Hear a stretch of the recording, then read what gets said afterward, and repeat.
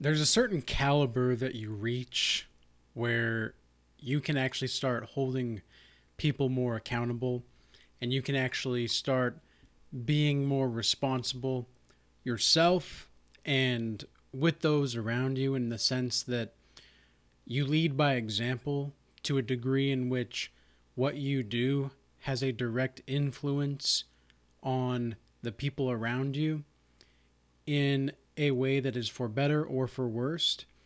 And the more you cultivate yourself and the more you self improve, the more self aware you are, the more you're going to have an impact on those around you. And it may be very subtle because, in all honesty, the more self aware you are, I've noticed that when I am really, really just in my zone and I am going through whatever I need to go through, not a thing is going to stand in my way that day. That kind of mentality. And I try to have this mentality all the time, but of course there's going to be some days where you just feel more like your back is made of steel than other days. And so on these days when that happens, I've noticed that there's a direct correlation and influence with how people treat me and how people see me. But it's also kind of strange in the sense that you're almost more invisible to some degree. You're more stealthy. And so you're going to be able to, when you develop this to a deeper level, and I'm not anywhere near my peak as far as understanding this gift and this ability and this skill. I do think it's a skill, rather. I would say it's a skill. When you are at the basis of understanding this, you're going to be able to start having the leverage in your relationships, having the leverage in everything that you do in one degree or another. And it's not necessarily because you have something that they don't. I mean, even though that may be the case, it's more that you are willing to walk away and you have been responsible enough to have the means to do so. And you've been responsible enough to ensure that if you do have to walk away, it'll be on your terms. And that is something that is priceless, being able to walk away on your own terms. And this is going to make people not stand you sometimes.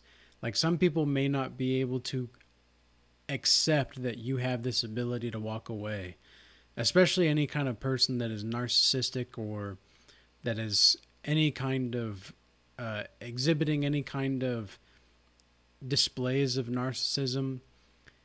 I have mentioned in a previous video about histrionic personality disorder, and there's even, avoidant attachment styles, or fearful avoidant, or anxious attachment.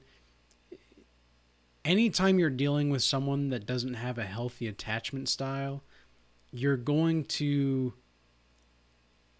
for better or for worse, cause them to have an unease in some sense around you. Because healthy attachment people attract healthy attachment people.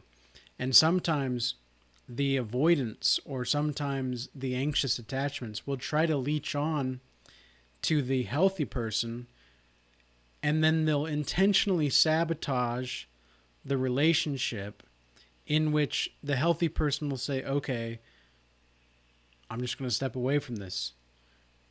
I'm just going to be able to walk away from this.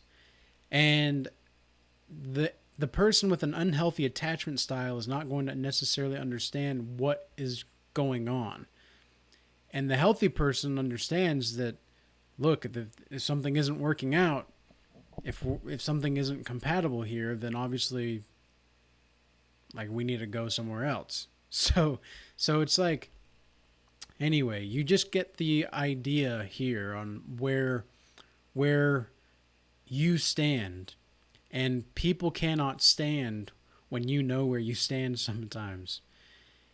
And this is one of the reasons I think why you can identify cheaters or you can identify liars or manipulators is they're not transparent. They're going to beat around the bush and they're going to be hot and cold to some degree. They're going to make it seem like they're on your side just so that they can get something from you. And this is something that is just not going to be applicable to a long term relationship that is healthy. If you are not transparent in all that you do, this is something that women have actually been, some women anyway, really like it. Some women don't, that I've dealt with in the past. They really liked my honesty and they liked my upfrontness because if you like a woman, there's nothing wrong with telling her that. Now, you might have to pay some consequences as a man if you say that to her because she might, if she's unhealthily or attached, if she has an unhealthy attachment style or she actually doesn't like you, she just likes the attention, she's going to play you. She's going to play you. And at that point, it's almost easier for you to just be bold and straight up and just say that because that way, if she doesn't, you'll know almost immediately if it's reciprocal or not. And if it is reciprocal, then by all means, go ahead. Now, unfortunately, there are women that really like this, but they're already in relationships. They like this kind of tactic, and this was one of the ways. Like, look, one of the reasons that I don't trust women, and sometimes I wish God gave me my rib back, it was because I have seen as a man that is not in the relationship, but it's like I've seen what women are capable of, and it can be very savage. Like, and the statistics actually do show that married women and married men almost cheat the same, or cheat almost the same amount percentage wise. And that's just documented, right? That's just documentation. So imagine what it would be like for all of the different kinds of cheating going on. You know, for men, cheating is any kind of sexual relationship. But for women, cheating can be even just trying to get the validation of another man. And if she's doing that, then I highly, highly, highly recommend, man, that you look at that behavior, you pay attention to it, you set boundaries if you need to, and if things don't go and progress the way that you want, well, you have your answer. She's not going to change, or she doesn't want to change. And you know, you've got to also pay attention to the stories that these women are saying. It's really weird out here how they can leave out, you know, Cersei Lannister in Game of Thrones. Something that Jaime Lannister, the brother of her, said the most terrifying thing about Cersei is that she tells the truth with lies. And that can be a lot of evil women out here. And unfortunately, that's one of the reasons why I don't really pay attention to what women say half the time. Actually, like most of the time. I really don't take anything personally what women say. I always look at the actions and if the actions are lining up. And so there have been women that actually come on to me and have approached me, and you know, they didn't have a wedding ring on at the time, and so, you know, this was a fairly attractive woman. She seemed like she was obviously interested since she was the one that approached me.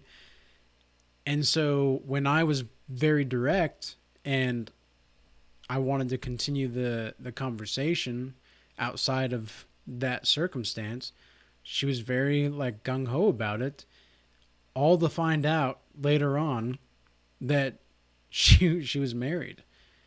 She was the one that approached me, guys. She like this is what women can do when you start to become a man that actually values his time, energy, and resources. And I'm just getting started with everything that I'm accumulating, all of the experience. I've already had a lot of experience. I mean, I wouldn't be doing these videos otherwise. I don't think it would be right for me to do these videos otherwise. But with all of the experience that I have received, I also understand that there's so much more for me to learn in all of these circumstances and all of these different kinds of situations. But and make no mistake, like men, it's like, okay, how do I say this? I'm almost to the point to where it's like I'm asking myself, is it really that much to ask to have a and create a relationship with a reasonably attractive woman that hasn't been with the community? like like is this going to be too much to ask? I don't know. I really don't. And this is one thing that a lot of women, when they actually get with a guy that knows his worth, they often don't know how to act. It's kind of like a simp approaching a beautiful woman, right? They just kind of act like they don't really know what they're doing. They just because I mean, they don't. They really don't. But it's kind of like that, but with a woman that is communicating with a guy that actually knows what he's doing and knows his worth and knows that he actually has something to offer.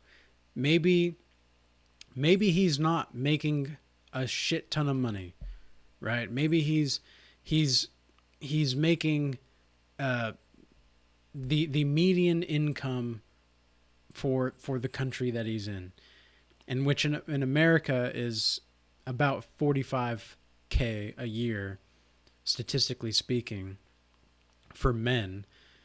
And for women, it's 35K a year for the median and average income, by the way. So women and men together, if they were able to place their finances together, even if the man is just making a little bit more money, they could have a fairly decent life. They really could. I mean, that would be 80K a year, right? 80K a year with the average man and the average woman combined their incomes and resources. 80K a year. That's not bad. Like together that would be respectable, right? You would be able to do a lot with 80K. You would be able to raise a family on 80K. Maybe not the biggest family, but you'd be able to have a family.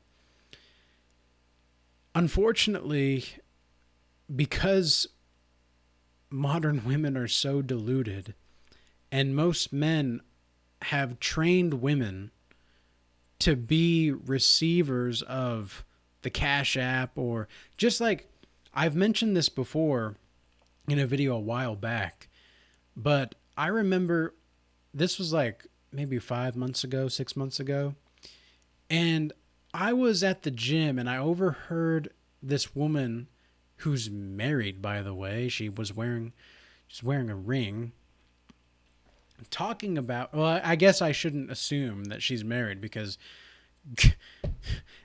even if she's wearing a ring, it doesn't seem like the ring matters anymore anyway, because I've had the women that weren't even wearing the ring, but they claimed like they ended up being married, so whatever. But this woman was wearing a ring, and she was talking to this other guy who definitely wasn't her husband or boyfriend or whoever it was, because they were, yeah, they seemed like they hadn't seen each other for a while.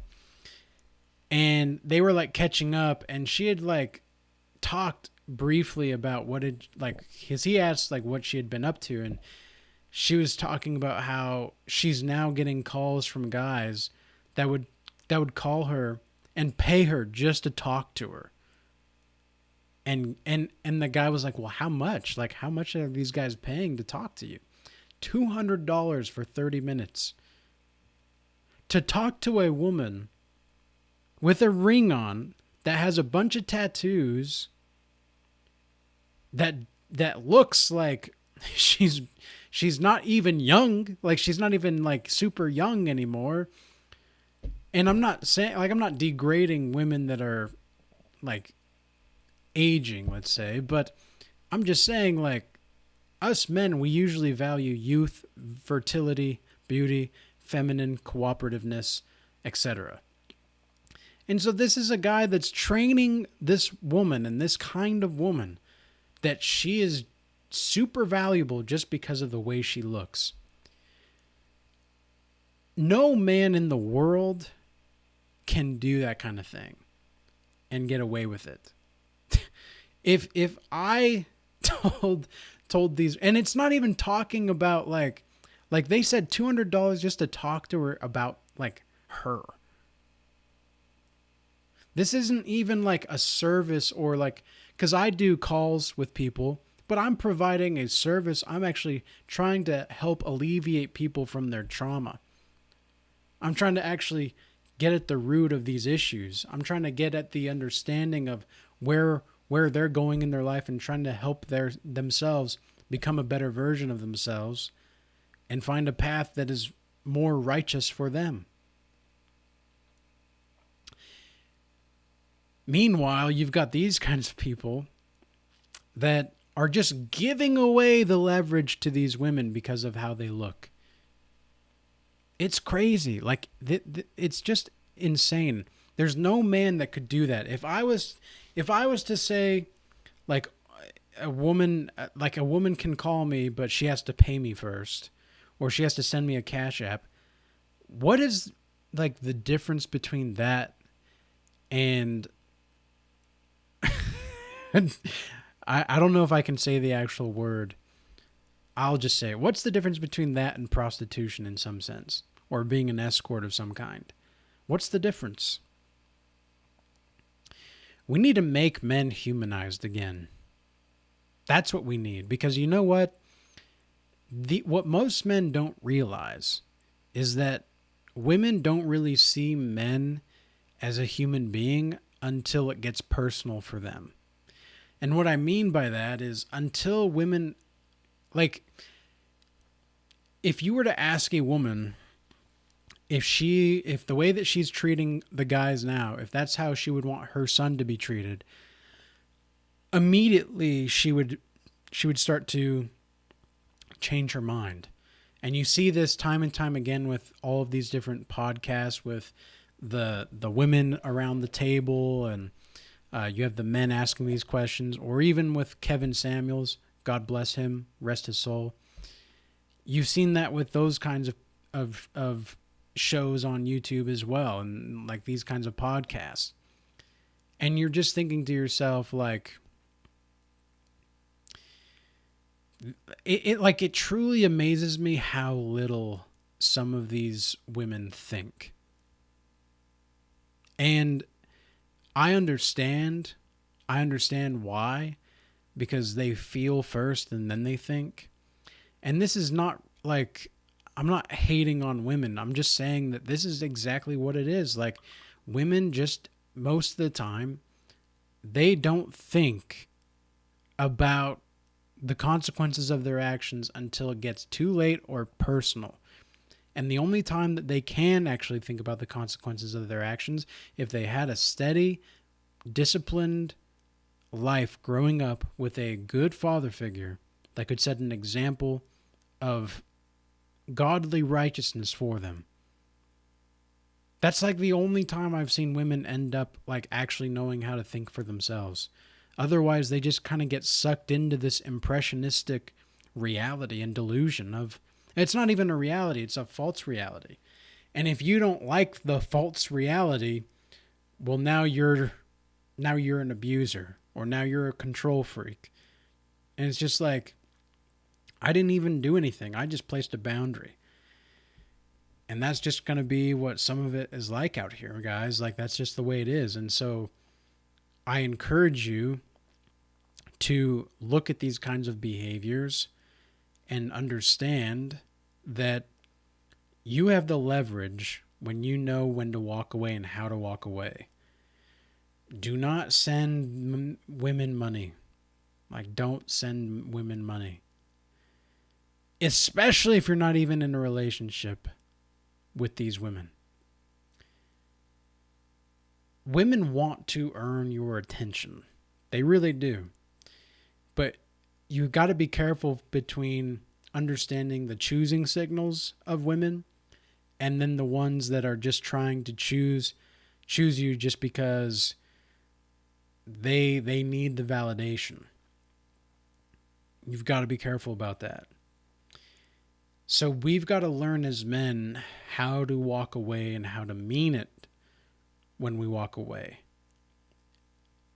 And especially if you're doing the semen retention right now as a man, and let's say you go like 30 to 60 or 90 days or whatever, and all of a sudden your ex pops back up or someone in your past comes back, let that relationship purify itself. Let the relationship purify itself. You're going to be transcending this relationship, and you're going to be attracting something better. When you heal your nervous system, for males and females, when you heal your nervous system, you also heal your emotional trauma. When you heal your emotional trauma, you also heal your ability to attract something better for yourself. It's simply a fact of energy. It's like a magnet. It kind of goes back to the attachment style thing. If there's a healthy attachment style here, and there's an avoidant or an unhealthy attachment, or a fearful avoidant or a anxious avoidant attachment style here, this magnet of the healthy individual, it's not going to attract. There's always going to be a force that pushes it away. And that's one of the reasons why you see so many avoidant attachment styles with people with anxious attachment styles, because they are magnetized. It's basically a trauma bond in some sense. A lot of narcissistic relationships are based off of the trauma bond, and the only way that you can get leverage with a narcissist is to not play the game. That's the only way to get the leverage. But anyways, guys, I hope this video was useful and insightful. And until next time, peace be with you.